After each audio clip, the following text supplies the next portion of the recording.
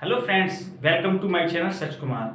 हम profit and loss का पहला पार्ट पढ़ चुके हैं जिसमें हमने 6 क्वेश्चन किए थे।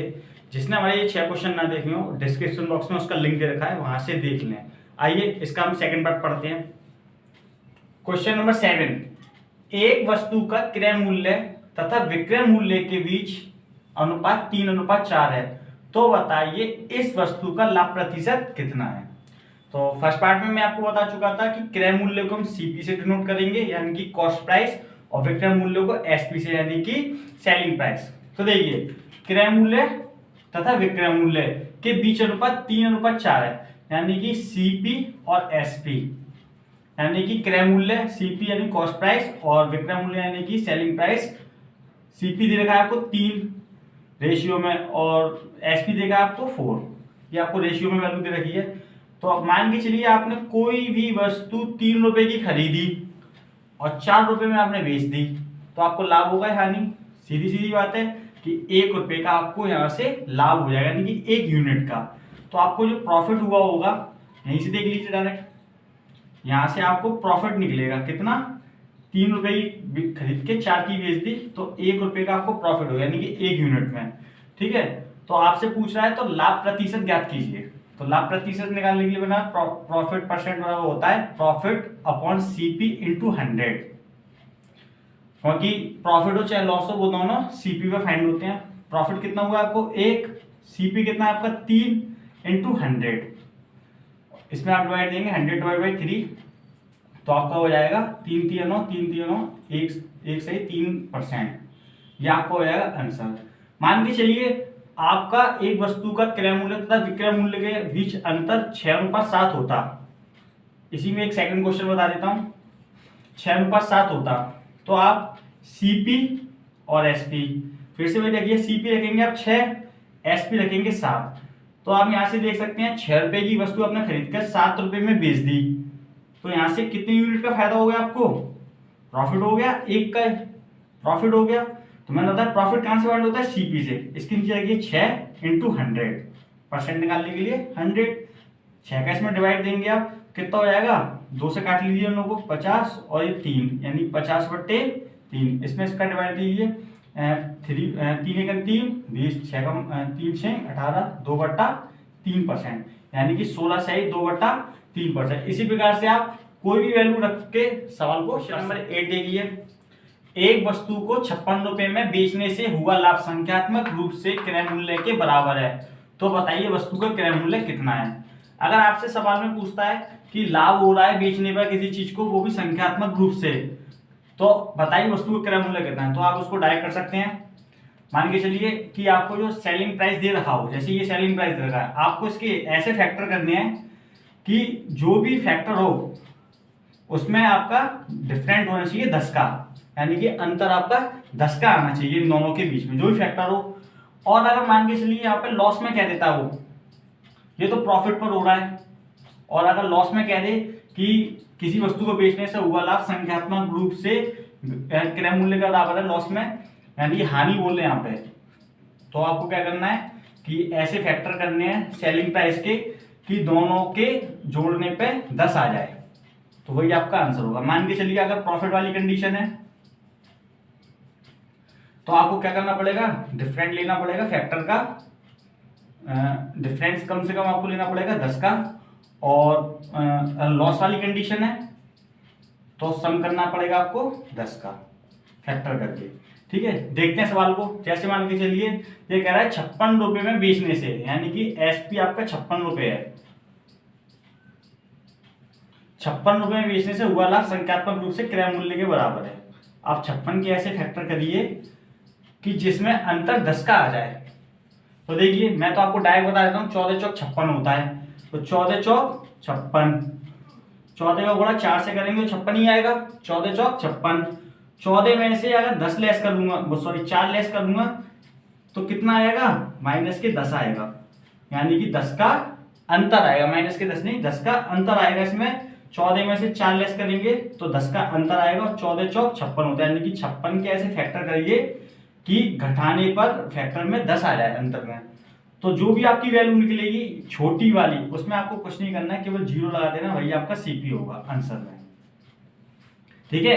मान के चलिए यहाँ पे 56 की जगह 144 लिख रहा है, कितना 144। तो आप 144 के ऐसे फैक्टर करिए कि जोड़ने घटाने पर आपका कितना आ जाए, सॉरी जोड़ने पर कितना, घटाने पर कितना आ जाए, अंतर 10 आ जाए। तो 18 अट्टे 144 होता है, तो इसमें अंतर कितना आ गया आपका, 10 का अंतर आ गया। तो आपको क्या करना है, छोटी वाली आपकी जो वैल्यू है उसमें कुछ नहीं, बस 0 बढ़ा देना है, तो ये आपका सीपी हो गया 80। पास कोई संख्या 39 है यहाँ पे 39 कि एक वस्तु को 39 रुपए बेचने से हुआ लाभ संख्यात्मक रूप से क्रय मूल्य का बराबर 39 है। तो आप इसके ऐसे फैक्टर करिए कि अंतर कितना आना चाहिए, 10। तो 13 तिया 39, 13 तिया, तो अंतर कितना आ रहा है इसका 10। अंतर यानी कि डिफरेंस, ये भी डिफरेंस है, ठीक है। तो छोटी वाली जो आपकी संख्या है उसमें आपको कुछ नहीं करना, सीपी आपका हो जाएगा 30। क्वेश्चन नंबर 9 देखिए, एक वस्तु को 21 रुपए में बेचने से हुई हानि, अब की बार हानि दी है, पहले लाभ दिया था, संख्यात्मक रूप से क्रय मूल्य के बराबर है, तो वस्तु का क्रय मूल्य कितना है। सेम सवाल है, बस यहाँ पे हानि दे दी है। मैंने आपको बताई थी अगर एसपी पे प्रॉफिट पर दे रखा है एसपी, तो आपको ऐसे फैक्टर करने हैं दो संख्याओं के कि अंतर कितना आना चाहिए 10, और अगर लॉस पे दे दिया है तो आपको क्या करना पड़ेगा, दो ऐसे फैक्टर करने पड़ेंगे कि सम आना चाहिए 10, यानी कि लॉस पे क्या आना चाहिए, सम करते हैं 10, ठीक है। देखिए जैसे 21 है, एसपी आपका 21 रुपए में बेचने से हुई हानि संख्यात्मक रूप से क्रय मूल्य के बराबर है। अगर 21 आ रहा है आपका, तो 21 के ऐसे फैक्टर कीजिए कि जोड़ने पर, सॉरी इसके फैक्टर करने पर 10 आना चाहिए। तो देखिए 7 तिया 21, यानी 21 के फैक्टर करूंगा तो 7 तिया 21, 7 तो 3 10 होते हैं, और 7 का गुणा 3 में करूंगा तो 21 ही आएगा, यानी कि 7 गुणा 3 कितना हो गया 21, और 7 में 3 जोड़ के कितना हो गया 10, यानी मैंने बताया आपको सम कितना आना चाहिए इसका, फैक्टर का 10। जब भी ऐसा आए तो आपको कुछ नहीं करना है, आपकी दोनों ही आंसर होंगे, यानी दोनों के बीच आप 0 लगा दीजिए, 30 और 70। सीपी आपका क्या होगा 30 या 70। आप ऐसा मत सोचना कि ऑप्शन में आपको दोनों नहीं मिलेंगे, क्वेश्चन के ऑप्शन में आपको दोनों ही मिलेंगे। मान के चलिए अगर एसपी आपका 21 की जगह अब दे दिया हो 16, तो 16 के आप ऐसे फैक्टर कीजिए कि जोड़ने पर 10 आ जाए, यानी कि 8 दूनी 16 होता है आपके। देखिए यहाँ पे दोनों को जोड़ के कितना आ रहा है 10, यानी कि सम में कितना आना चाहिए 10, और वहां पे डिफरेंस में 10 आना चाहिए था। तो आपका आंसर क्या हो जाएगा, सीपी 20 और 80, यानी कि या तो 20 होगा या 80 आंसर होगा इसका। या मान के चलिए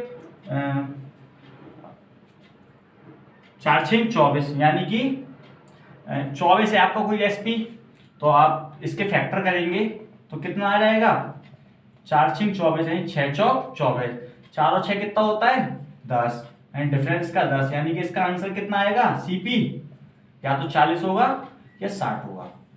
लॉस वाली कंडीशन में दोनों होते हैं, और प्रॉफिट वाली कंडीशन में जो छोटी संख्या होती है उसमें 0। नेक्स्ट क्वेश्चन देखते हैं, क्वेश्चन नंबर 10।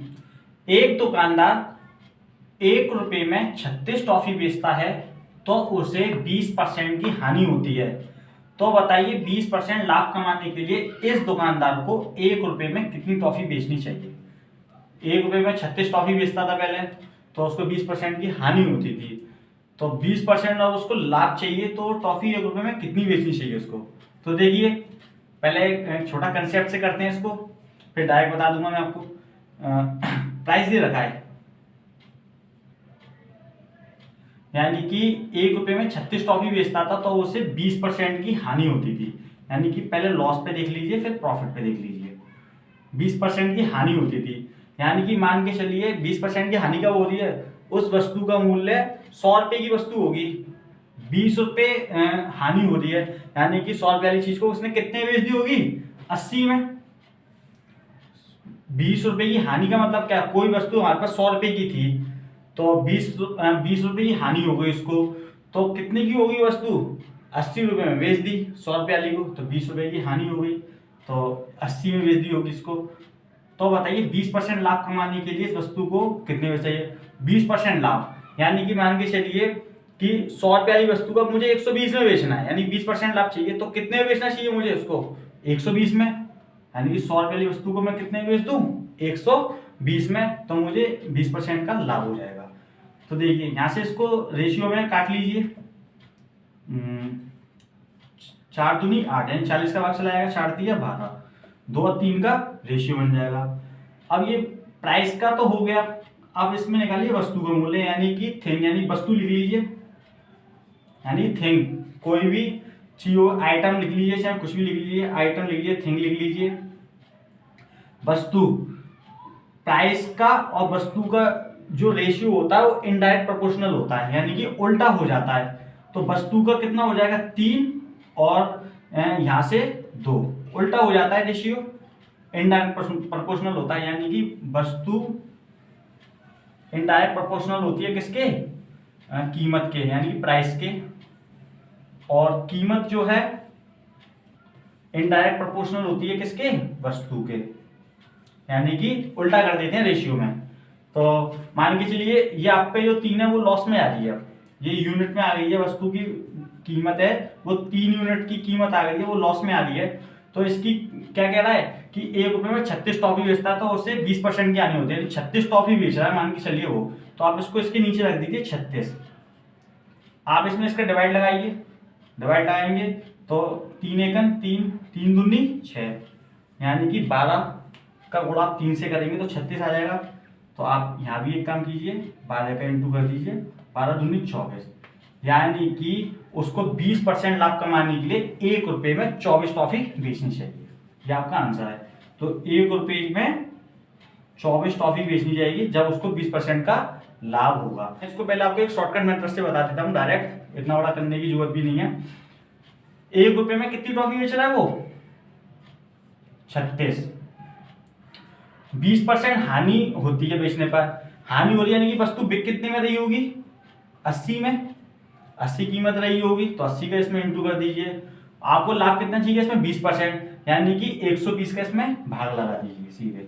आपका आंसर आ जाएगा, 0 से 0 काटिए, 12 तिया 36 और 8 से 8 तिया 24, यानी कि 1 रुपये में आपको 24 टॉफी बेचनी चाहिए। आपका हो गया डायरेक्ट आंसर। क्वेश्चन नंबर 10 ही है ये, वो मैंने बस थोड़ी वैल्यू चेंज कर दी है। यहाँ अभी टॉफी लिख रहा था तो मैंने यहाँ 32 बटन लिख दिए हैं, तो उस पर 40% हानि होती है, पहले 20% थी और यहाँ पे लाभ मैंने 20 ही रख दिया है, क्योंकि सेम क्वेश्चन है। देखिए एक दुकानदार 1 रुपये में 32 बटन बेचता है, तो उससे 40% की हानि होती है। तो 1 रुपये में शॉर्ट ट्रिक से देख लीजिए आप डायरेक्ट, कितने बटन बेच रहा है? 32, तो उसको 40% की हानि होती है। मैंने आपको बताया 40% की हानि होती है, तो यानी कि उसने 100 रुपये वाली चीज को 60 में बेच दिया होगा। कितने में? 60 में बेच दिया होगा 100 रुपये वाली चीज को, तो 40 की हानि हो रही है। तो 20% लाभ कमाने के लिए उसे कितने बेचनी चाहिए? तो आपको क्या करना था, मैंने बताया आपको कि 20% लाभ चाहिए, यानी 100 रुपये की चीज को 120 में बेचना है मुझे, तो 120 का इसमें भाग दे दीजिए। 6 दूनी 12, 2 से काटिए 16, यानी कि उसको 1 रुपये में 16 बटन बेचने चाहिए जब उसको कितना? 20% का लाभ होगा। ये हो गया आपका आंसर। और आपको डायरेक्ट उससे करना है, फॉर्मेट से, वहां से भी आप कर सकते हैं। तो देखिए जैसे होती है, कंसेप्ट से देख लीजिए। प्राइस यानी कि लॉस पे और प्रॉफिट पे। लॉस पे क्या हो रहा है? 40% की हानि हो रही है, यानी कि कोई वस्तु उसने 100 रुपये की थी, उसको उसने कहा 40% हानि, यानी कि 40% नुकसान पे बेच दिया है। तो बीच कितने में दी वो? 60 में। तो उसे 20% लाभ कमाना है, तो यानी कि 100 रुपये को उसको कितने में बेचना पड़ेगा? 120 में। तो ये दोनों का रेशियो बन गया। तो देखिए 6 दूनी 12, यानी कि 1 और 2 का रेशियो बन जाएगा। मैंने बताया था प्राइस वस्तु का क्या होता है? इनडायरेक्ट प्रोपोर्शनल होता है। तो 2 यहाँ हो जाएगा, 1 रेशियो, यानी कि रेशियो उल्टा हो जाएगा। तो लॉस पे कितनी बेची गई है? 32। कितने भाग लगेगा इसमें? 32 का इसमें डिवाइड देंगे, कितनी हो जाएगा? 16। तो आप यहाँ भी 16 का इंटू कर दीजिए, यानी कि 16 एकड़ 16, यानी कि 1 रुपये में आपको कितने बटन बेचने पड़ेंगे? 16। डायरेक्ट निकाल लिया था। मान के चलिए यहाँ पे 1 रुपये में 22 बटन बेचता आपकी बात हो, कितने? 22। तो उसे 10% की हानि होती है, और 10% लाभ कमाने के लिए उसे 1 रुपये में कितने बटन बेचने चाहिए? डायरेक्ट कर लीजिए आप इसे। मैंने आपको बताया कि 22 बटन में है, 1 रुपये में 22 बटन बेच रहा है वो, ठीक है। तो 10% हानि होती है, यानी कि बटन बेचने कितने चाहिए उसे, 90 में, यानी कि 100 की जगह वो 90 में बेच रहा है और 10% लाभ कमाना है, तो बटन कितने बेचने पड़ेंगे उसको, 110 में। तो यहाँ 0 से 0 काटिए, 11 दूनी 22, 9 दूनी 18, यानी कि 1 रुपये में उसको 18 बटन बेचने चाहिए। ये हो गया आपका क्वेश्चन नंबर 11। देखिए, एक दुकानदार 5 रुपए में 3 की दर से नींबू खरीदता है, तो 60% लाभ कमाने के लिए इन्हें किस दर से बेचे।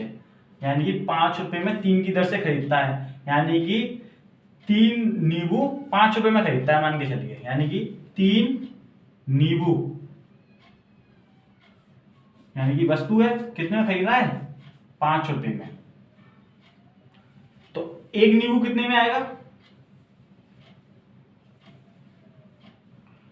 5/3, यानी 3 नींबू की कीमत ये है, तो एक नींबू की कीमत कितनी हो जाएगी, 5/3। तो हमसे कह रहा है 60% लाभ कमाने के लिए इसे किस दर से बेचे। जब हमसे 60% लाभ कमाने के लिए बेचा है, यानी कि कोई वस्तु हमें 100 रुपए की है मान के चलिए, तो हमें उस पर 60% लाभ चाहिए, यानी कि हम क्या करेंगे, उसमें 60% निकाल के उसमें 60% ऐड कर देंगे। तो आप क्या करेंगे, डायरेक्ट कर लीजिए, 60% मत निकालिए इसका, सीधे 160% निकालिए, 100 में 60% ऐड कर दीजिए, 160/100 कर लीजिए सीधे। या तो आप 100 का 60% निकालेंगे पहले, फिर इसमें जोड़ेंगे, तो इससे बढ़िया आप क्या करिए, सीधे 160% निकाल लीजिए, तो क्या हो जाएगा, ये सीधे सेलिंग प्राइस हो जाएगा इसका। तो निकालिए, काटिए, 5 दूनी 10, 2 अट्ठे 16, यानी कि 8/3। नीचे क्या है, ये नींबू, और ऊपर क्या है, ये क्या नाम है, रुपए। तो 8 रुपए में 3 नींबू, 8 रुपए में 3 नींबू बेचेगा, तब उसको 60% का लाभ होगा। ये हो गया आपका क्वेश्चन नंबर 12। एक दुकानदार 4 रुपए में 6 की दर से केले खरीदता है, 4 रुपए में 6 की दर से केले खरीदता है, जिसपे 20% लाभ कमाने के लिए इसे किस दर से बेचे। तो 6 यानी कि 4 रुपए में 6, यानी 6 केले कितने में खरीद रहा है, 4 रुपए में। 6 केले की कीमत कितनी है, 4 रुपए, यानी 6 केले 4 रुपए में आते हैं, तो एक केला कितने में आएगा, 4/6, यानी कि नीचे ये क्या है, बनाना, यानी केले। 6 केले 4 रुपए में आते हैं, ऊपर रुपए है, तो मुझसे कह रहा है कि 20% लाभ कमाने के लिए इसे किस दर से बेचूं। तो अभी मैंने आपको सीधे सीधे बताया था, 20% लाभ कमाना है, तो 100 का, यानी कि 100 का अगर मैं 20% निकाल के फिर उसमें जोड़ूंगा, तो उससे बढ़िया मैं इसका सीधे 120% कर दे रहा हूँ। यानी कि सेलिंग प्राइस निकालने के लिए क्या करिए, सीधे इसका 120% निकाल लीजिए, ठीक है। अब इसको काट लीजिए, 6 दूनी 12, कितनी हो जाएगा, 20, 20 पंजे 100, यानी कि ऊपर आ गए 4 और नीचे हो गया 5। ये रुपए हैं और ये केले। तो 4 रुपए में 5 केले बेचेंगे, जब उसे 20% का लाभ। अगर आपको हमारी ये वीडियो पसंद आई हो तो इसको लाइक कीजिए, सब्सक्राइब कीजिए, शेयर कीजिए और बेल आइकन पर क्लिक करना बिल्कुल ना भूलिए, ताकि आपको हमारी वीडियो की अपडेट समय से मिलती रहे।